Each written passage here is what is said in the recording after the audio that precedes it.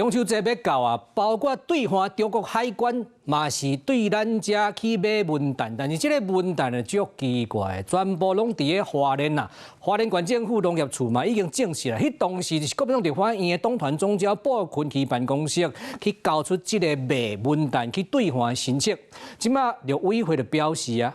你就是專門針對干那要買花蓮的台灣其他所在，你攏無愛買，你敢是故意？但是布君奇按照這款的講法，伊並無回應啊。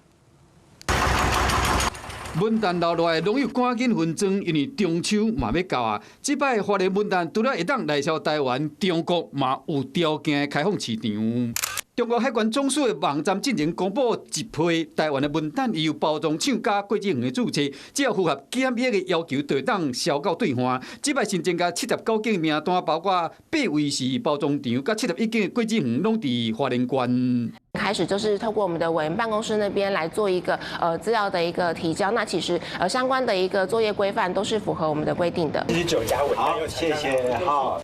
面對陸委會質疑，布坤奇無正面的回應，因為對着中國國台辦所講的今年海峽論壇所帶來的紅利，陸委會是發出聲明表示講，都敢若符合政治條件，包裝廠甲國際園才會當得到註冊，真明顯唔是以科學檢驗的資格來開放的。這款做法就是統戰宣傳的中秋大禮包。中共把農產品的貿易武器化。這已經是不爭的事實。那我們不歡迎這種帶有政治條件、部分開放的農產品的狀況。民進黨立委是話講，若要開放，就應該一視同仁。農業部嘛呼籲講，中國應該趕緊開放咱國全部產區的文旦，袂使干那經特定的縣市。